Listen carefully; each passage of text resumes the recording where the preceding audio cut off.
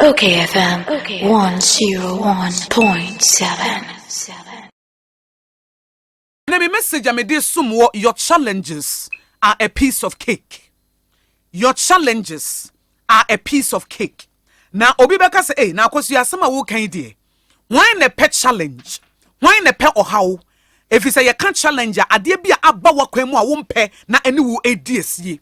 A dear be a pem war, a dear be a bow war. Adie bia etimi dia bamubuo ba adie bia etimi ma wusun adie bia etimi ma wotete nanso ye wonte ase bi wo hanse wunya ebetimi aboa ma sa wo hawo no aba wakwan mu no wo ma ne mese wo na ebeye wuye sa wo hawo no sa challenge na eba wakwan mu no wo ma ne mese wo na ebeye wuye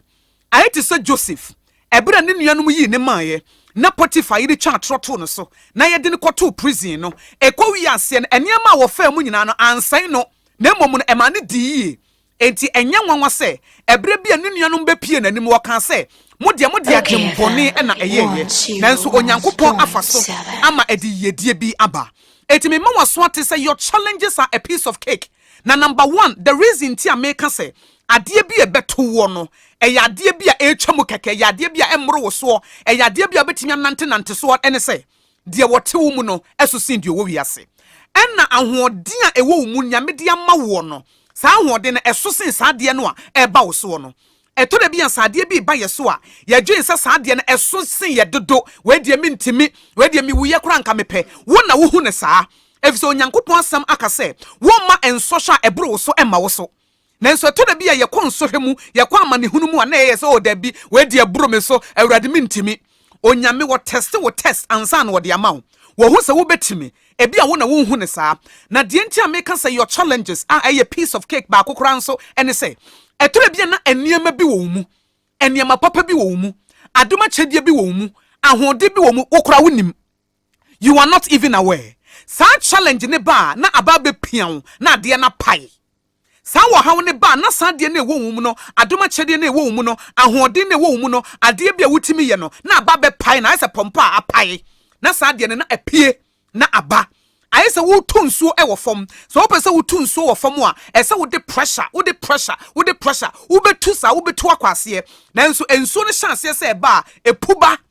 enti wo challenges bi a wo befamu no e wo se de wo si hu no na eneme message a mede ma wo ne se minim de wo famu e bia na wo ye adwuma sabre ye yiwadi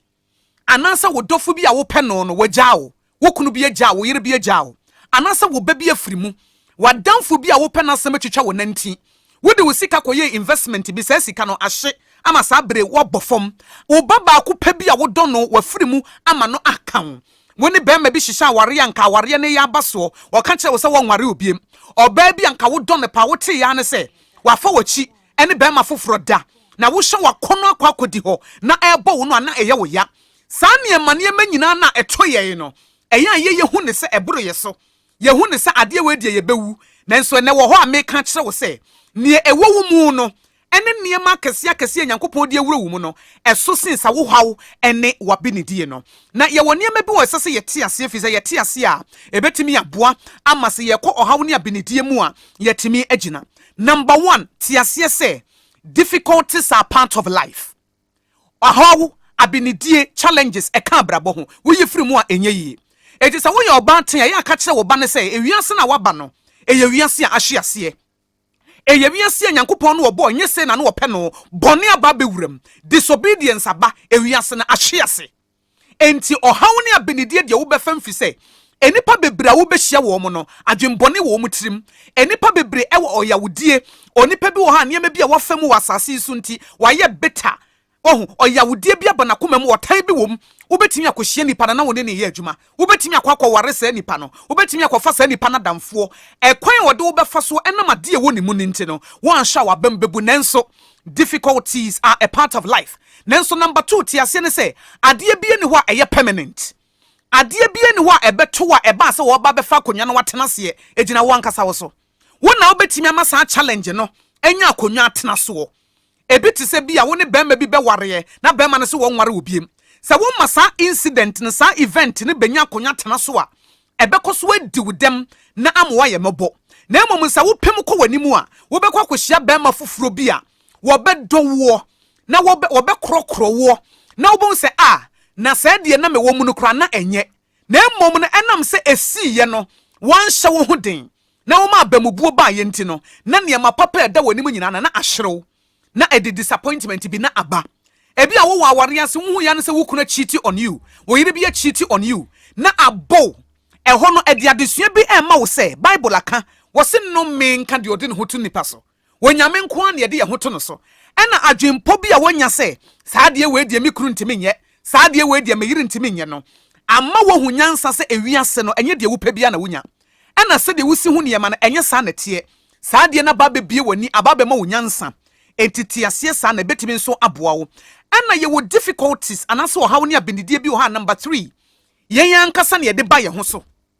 yen ankasa ayese wo ye adwuma na sika ba wo nsem na wotutu sika na basa wodi sika na ya atoto eye impulsive buying se ahokyere ba wo so a enye obi na de sa ahokyere ne ba wo so eye wo ankasa na wodi ahokyere ne ba wo so enti ebre bi a wo beko wo hawo mu ebre bi atete beba na eye atenase na busa ho se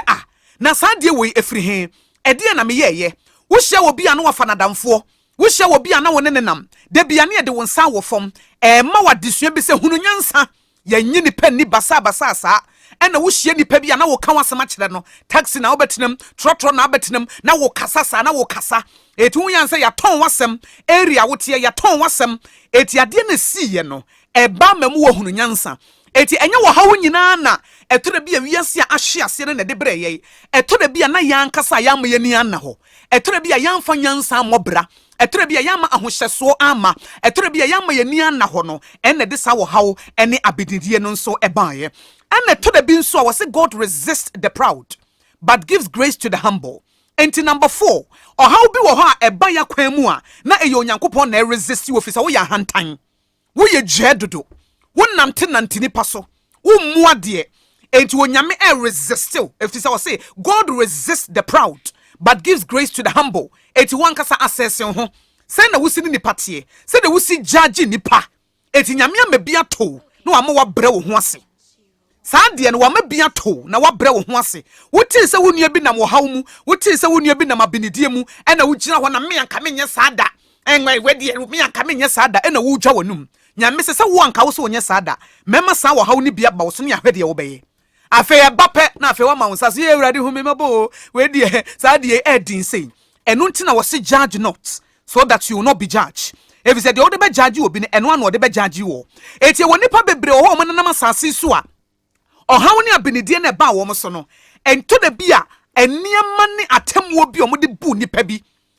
o mo bu wo mo nimtia enipa bi o mo nante wo mo so enam proud ahanta bi e ba wo mo so no onyankopon de ba de bebre wo mo ase bema awaware a wo ne wo yere tie wo ni kapre na wo yere ta wachi nyame ye wadom akakra ba wo nsem no wo nante wo yere no so efise sika kakra ba wo nsem onyame bebre wase ama babie sika ne firi banyina no wo tue ne nyina afedie na wa abtena fie ho no wa ye mobo na wanim na wusi wo no afi wa ye mobrofo no onyame a resist efise ebre sika kakra ba wo nsem no wo anya ahobrase obeye proud wo nante wo yere so wo mu ne biem sanso no oba bi wo ho a ebi a be ma ne so mu na ni kapre enkakra enne wonya shop enne wo ye adwuma se wo nante wo nenam wo kunu so se ya wo mra wo ho ase wo mu ne biem wo kasa kye no rofro ututu chikima no saa de kodie na mo waye ahantan no ebe firi wo nsem na mo wadwo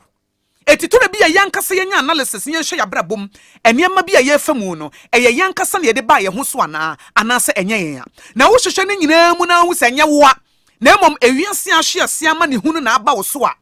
enema bi na mepese me di ehye wo nkran etore bi ho no ade ne besi no watenka ena besoriye ebeye esu ebeye abenidie ebeye atete ebeye bufuo ebeye oyawudie efse bema bi anka wo dono wo penasem na afi wo so won wade obiem no do nsan wo fom oba bi a wo disappoint wo na eho no a wan hwe yi a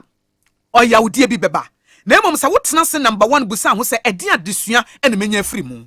edi a lesson ene menya afiri mu edi atu me nyansa pobe ne wo mu a metimi di abo me bra na watimi apem so na number 2 wako wo nyankopon anim no asese ne ho nyansa. If so read James 1:5 or say, if anybody lacks wisdom, let him ask of me. So will be shisha nyansa no oni bia. Womra mi asafo Awurade nchen na mema ni bi. Wo se Awurade dia to me ni o. ye yi medio me kura jame me yire jame me baby afiri mu ko sugu ne so e so say cast all your burdens upon me and I will give you rest onyame ba mu ahomegye na ebre kro no anso wasama unyansa baby a wugina no ubetimi di wanamo esisiye na akon kakra na saade na ebaye no se woni nyankopɔ benante woni kuramu na wankasa you will be truthful and honest with yourself saade ne beba beye wiye ama niema pa bi a wo ho etimi apie wo benya nyansapo bi na wo de abobra na mo nso wotimi akɔwanim ene de me de to wanim ne se ye wo wiase a ahye ase oha woni abenidie bebrewom enipa bi keka ye ho asem wo bro mu nim ye obetimi gi wo sika edidwane obetimi betray wo enema eya etimi to nanso saade na amasa eba besai wo eba se eba be ye wiye nanso woni onyame ne bekɔ nakra na no ama ne kwan a wode wanabo besisi ye was the steps of a good man are ordered by God na bedure chire wo be ho wachi se de Joseph he na chi na oka se eye pa e se de na eya adwembone no ene onyame afaso ama baba be ye prime minister ewo Egypt we any asem wa mede ema wo your challenges are a piece of cake. OKFM 101.7.